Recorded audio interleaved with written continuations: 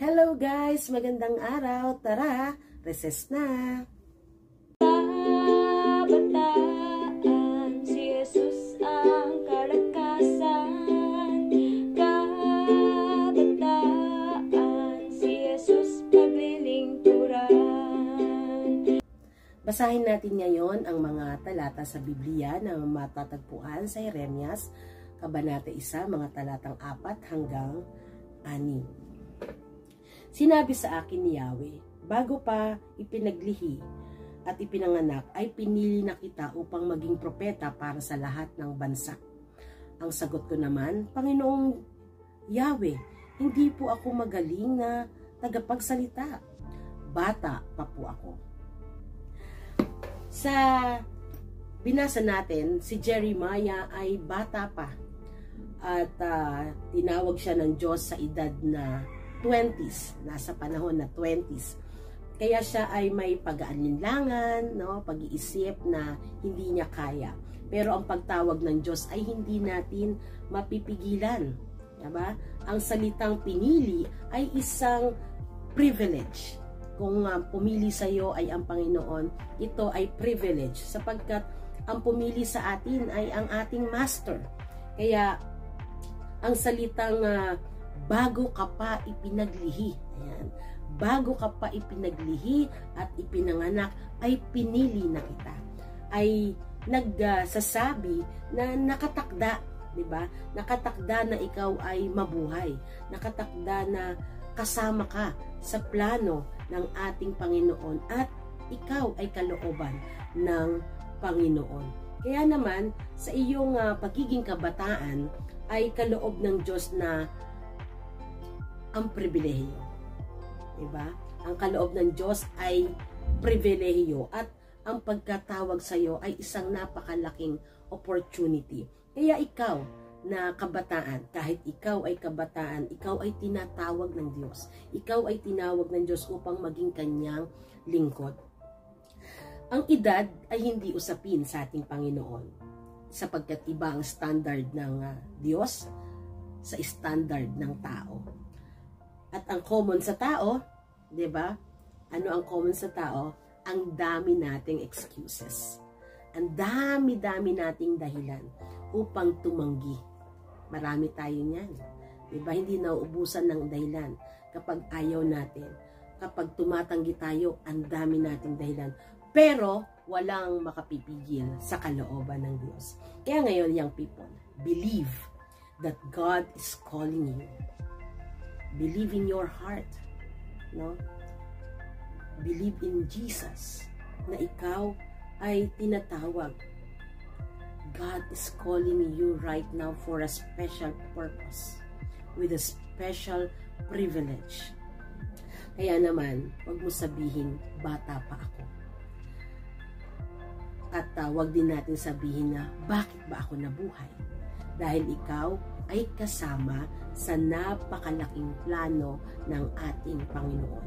May plano ang Diyos sa buhay mo. May plano ang Diyos sa future mo. Ang panawagan sa iyo ng Diyos ay maging kanyang lingkod. Ang kalooban ng Diyos sa iyo, sumunod. Ulitin ko. Ang panawagan sa iyo ng Diyos ay maging kanyang lingkod. At ang kalooban niya sa iyo ay ang sumunod.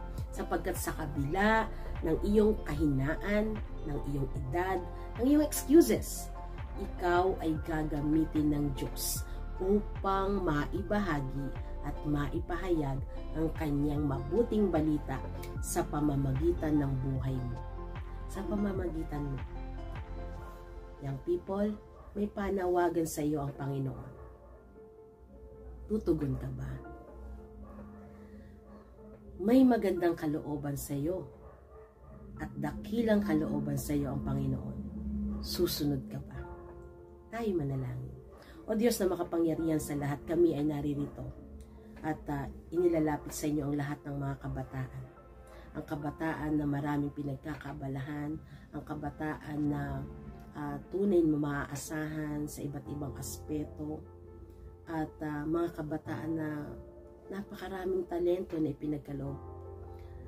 pinagkaloob ka sa kanila. At nawa sa kabila ng lahat ng ito, ay marinig nila, maramdaman nila, ma-search nila sa kanilang puso ang panawagan mo sa kanila na tinatawag mo sila upang iyong maging lingkod, sapagkat napakaganda ng kalooban mo para sa kanila. Buksan ang kanilang puso at isip, O Diyos, na sa murang edad nila, bagamat sila ay kabataan, naroon ang kanilang pagnanais na makatugon sa kalooban mo, na naroon ang pananampalataya, naroon ang pag-ibig, naroon ang bukas na puso at isipan upang sumunod sa kabila ng anumang excuses, kahinaan at anumang dahilan upang hindi sila sumunod. Pagpalain niyo po ang mga kabataan ito. Pagpalain niyo po ang kanilang buhay. Pagpalain niyo po ang kanilang mga pangarap. Pagpalain niyo po ang mga panalangin ng kanilang puso, O Diyos, na nawa ikaw po ang tumugon sa kanilang buhay. Gayon din, O Diyos, marinig nila ang panawagan mo upang sila, ang buhay nila ay maging instrumento ng iyong mabuting balita. Maghari ka po sa buhay ng mga kabataan ito at pagpalain ang kanilang buhay, ang kanilang pag-aaral, kanilang pagtatrabaho.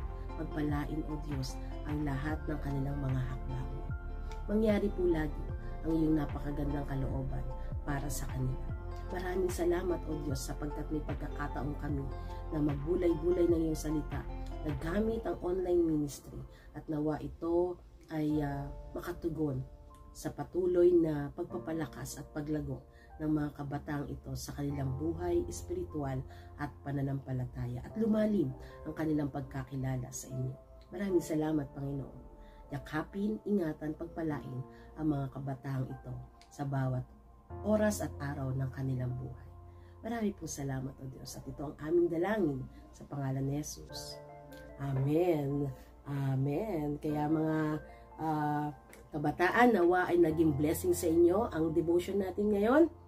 So guys, lagi nyo akong samahan tuwing Friday na mag-recess. God bless everyone.